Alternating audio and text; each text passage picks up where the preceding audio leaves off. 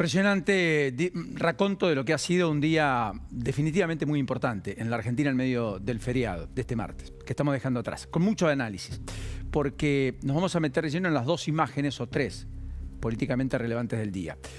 Una que yo creo que desde la simbología terminó resultando mucho más representativa, importante, para la narrativa incluso del gobierno, más sustancial inclusive que lo que en algún momento se pensó como el eje sobre el cual se cambiaba la dinámica política argentina, que era el famoso Pacto de Mayo, rubricado en la medianoche de ayer.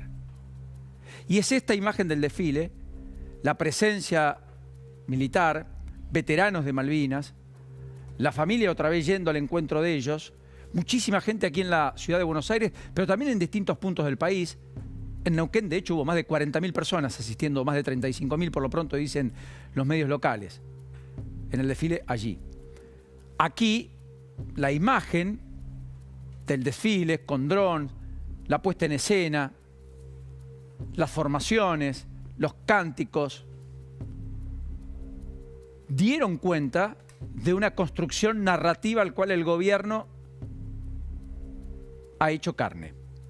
La imagen de Milei y Villarroel en un tanque le pone el distintivo adicional que, insisto, desde lo sustancial en términos de los cambios que el gobierno imaginaba para la época, termina siendo mucho más representativo que el famoso Pacto de Mayo.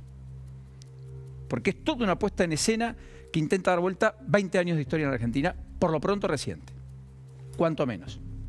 Es cierto, Macri hizo un desfile similar en 2016, sí, pero la simbología acá fue mayor. Definitivamente, y el gobierno puso mucho en esto.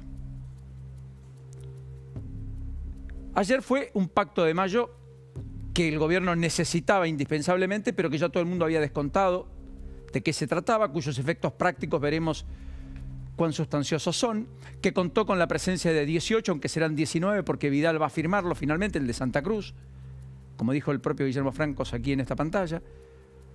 Ayer fue bastante aburrido, solemne. Estuvo bastante equívoco el propio presidente Milei, en algo más encorsetado, un discurso leído. Intentaba la mesura con algunos párrafos que después podemos repasar, pero digamos, en cualquiera de los casos no fue su mejor escena, no fue su mejor noche. La anécdota de un gobernador durmiéndose, otro que rompe el protocolo con la vestimenta, el mismo que se duerme que también lo rompe incluso cuando va a saludar con un beso a Karina Milei. Otra de las que firme, la única mujer dentro de ese escenario, esa escenografía donde estaban los gobernadores y el presidente. En esa rúbrica de un Pacto de Mayo que no firmó ninguno de los dos expresidentes que estuvieron, ni Macri ni Adolfo Rodríguez Sá. Macri, que por cierto parece que se fue bastante ofuscado, no tuvo el protagonismo que imaginaba, las cámaras casi no lo mostraban, no sabían dónde sentarse, dicen algunos en su entorno, y imaginaron que iba a firmar lo que después no firmó, firmó lo que firmaron los invitados, los casi 800 invitados que hubo. Como estamos viendo, entre otros, algunos de los que estaban ayer en esta postal. Pero, insisto, desde la simbología me parece que lo de hoy fue más importante. Y en todo caso, si quieren, el acto, la homilía en la Catedral Metropolitana de esta mañana, con García Cuerva encarnando el discurso más crítico y más contestatario del gobierno, con una iglesia ya definitivamente marcándole límites otra vez, una vez más a un gobierno no peronista, más que a los gobiernos peronistas, salvo cuando Menem estuvo en el poder, mostró una cara, una faceta en el rostro de García Cuerva, probablemente de lo que muy buena parte de la oposición quiere decir, y en todo caso no sabe cómo hilvanar, no sabe cómo hacerlo, o está mucho más desacreditado, tan desprestigiada que algunos eslabones de la iglesia, para decirlo en el escenario público. Porque lo que dijo García Cuerva, que ustedes escucharon hace un ratito,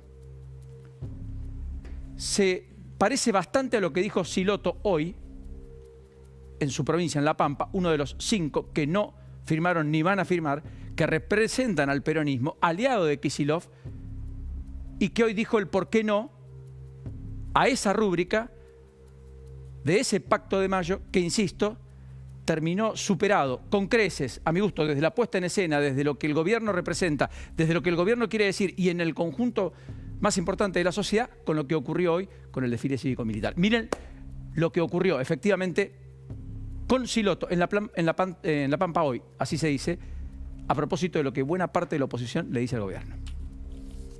Hay que tomar la génesis de 1816 y proyectarla, como lo dije recién. Claramente nosotros estamos planteados en una cuestión de defender lo que nos dejaron nuestros patriotas. Y en eso seguramente no compartimos con el gobierno nacional cuál es el modelo de gobierno, un modelo que excluye, que empobrece y que concentra la economía.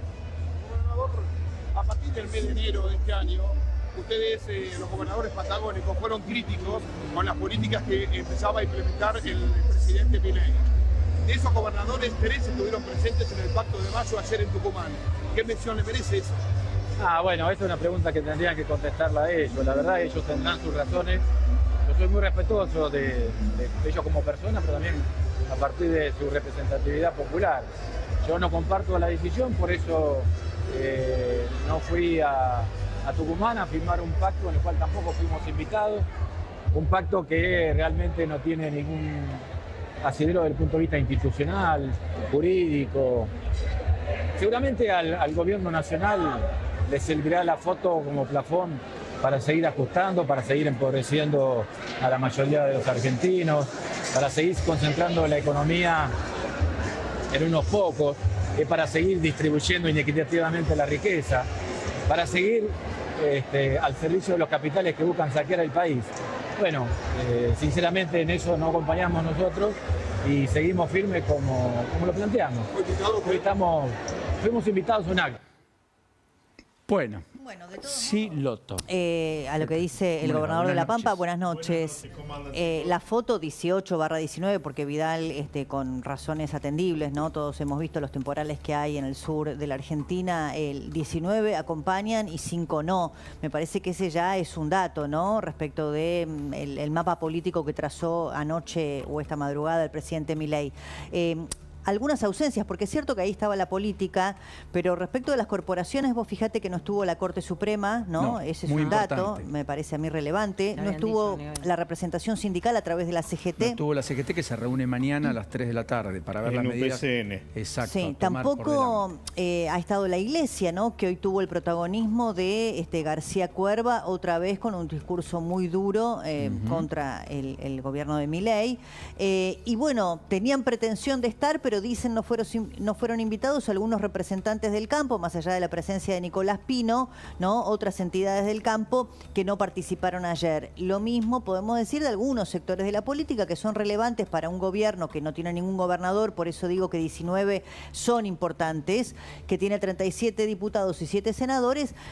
Tenía allí acompañamiento de muchos legisladores, pero no estaba la coalición cívica y no estaba tampoco la representación de Pichetto, ¿no? Respecto de Ritondo, del Bloque Pro, el jefe del Bloque Pro, dio una argumentación personal, digamos, que no tenía mucho que ver con la política, Santilli, pero estaba el resto, correcto. Estaba Mauricio Macri en persona, presidente flamante del partido.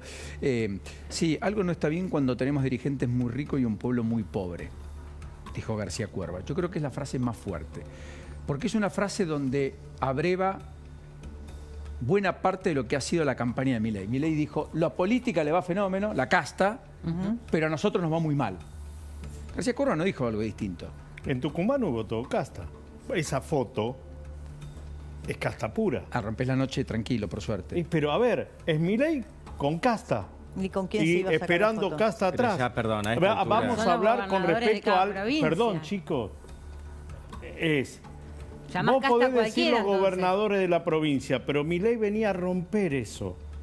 Entonces, si Milei viene a romper eso, viene a romper con el pasado y todo lo que estaba acompañando en Tucumán era ese pasado al cual Milei necesita para firmar un pacto. Alguien te podrá decir que Martín Menem no tuvo antecedente en la política, que el Nirian Lemoyne llegó recién ahora. Después te pueden gustar más o menos, pero había figuras nuevas. Muchos gobernadores también. Nacho Torres. Bueno, muchos gobernadores son nuevos también. Ya somos grandes todos, ¿no? Esto de casta no casta es un discurso para ganar la elección. Basta. No es un discurso para gobernar. Cuando Milei quiso gobernar sin la casta, no pudo hacerlo, no aprobó la ley base. Si Milei quiere ser un buen presidente, tendrá que ser un buen presidente con esta oposición y con este oficialismo. Y todo esto es casta. Él mismo ya es casta porque él en este momento vive por y para la política. todo lo demás, una cosa es la narración y otra cosa es la gestión y la política real. Mi mirada, por lo menos. Volvemos a poner la foto. Me parece una foto de todas maneras muy importante. No digo que no, ni le quito energía. Lo que digo es que la mayoría ya descontó, como la aprobación de la ley bases o del pacto fiscal, que esto iba a ocurrir en la Argentina. Se anunció el 1 de marzo, tuvo todos los que ya conocemos, algunas modificaciones la semana previa. Una sola mujer, Karina Milei, que además fue objeto de algunos cuestionamientos respecto a por qué firmó, siendo secretaria general. ¿En calidad de qué? De hermana del presidente. No, de hermana del presidente. Para Milei, yo coincido con la lectura de por qué estaba la secretaria general de la presidencia, digamos, por qué ningún otro ministro o secretario de gobierno. Claramente. Exactamente. ¿Por qué no el secretario legal y técnico? Pero porque es la hermana de Javier Milei, porque él le da ese rol absolutamente relevante, no tiene otra explicación política. Del mismo modo podrían estar el expresidente, por acá había dos expresidentes, el único expresidente de la democracia con el mandato cumplido, digamos, era Mauricio Macri. Recién hablamos con Martín Yesa, viste que fue con Macri en el avión, fueron Yesa, Macri, Santilli, Vidal, juntos a Tucumán, y él decía, mira, no se pudo haber molestado por no haber estado en ningún plano, que de hecho no lo estuvo en la transmisión oficial, porque no podían entrar ninguna cámara, es responsabilidad solo del gobierno las transmisiones oficiales. Porque no la vio, porque no sabía, porque no se enteró. Lo que sí sabía, porque aparentemente había habido alguna interlocución entre gente de Santiago Caputo o el propio Santiago Caputo y gente de Macri, respecto de que él como expresidente iba a firmar el acta constitutiva que firmaban los gobernadores. ¿Eso o se incumplió o fue un malentendido? Macri ya está de vuelta no sé. en vuelo a Madrid, ¿no? Sí. O sea que vino para estar en la foto. Eventualmente la lectura desde el macrismo es no le cumplieron. Fue un desaire. Fue un desaire, se vuelve. Escalabres dicen, espera que en algún momento te pasa la factura. Yo desconozco cuánto hay de esa... Ahora, parece una cuestión bastante adolescente. Eran dos personas que construyeron un espacio político en la Argentina de cambio, de una mirada occidental, de una inmersión de Argentina en el contexto internacional, de una apertura comercial, de una desregulación profunda de la economía, que en aspectos muchos de la economía coincidían, de la seguridad pública también, a tal punto que la candidata que Macri apuntaló dentro de la interna de Juntos, Patricia Bullrich, es la figura relevante de Milei en el gabinete en materia de seguridad, y que hoy parece que tienen diálogo roto. Claro, pero ¿sabes cuál es el gran problema de la política?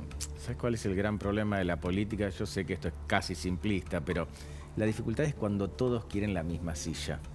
Entonces, Milei, Macri, todos quieren metafóricamente la misma silla. Macri quiere participar más del poder porque le dio un gran aventón a Milei, a tal punto que yo no sé si Milei sería hoy presidente sin el aventón que le dieron Macri y Bullrich en aquel momento. Y Milei, una vez en el gobierno, dice, no, el gobierno es mío, me lo gané yo. Entonces empiezo a tabicar, a restringir. Y lo mismo que hizo Macri con los radicales y la coalición cívica cuando llegó al poder. Exactamente. Ese es el saludo frío de Macri con Bullrich ayer, pero saludó al fin, protocolar. Me parece que son dos personas que en público no van a mostrar otra cosa que no sea esta. Tal cual. Desconozco cuál fue el abrazo de Milei con Macri. ¿Hubo? No se vio, dicen, pero no, yo no vi ninguna fotografía que lo refleje. Lo que pasa es que Macri le dio más hasta ahora al gobierno que lo que cosechó, ¿no?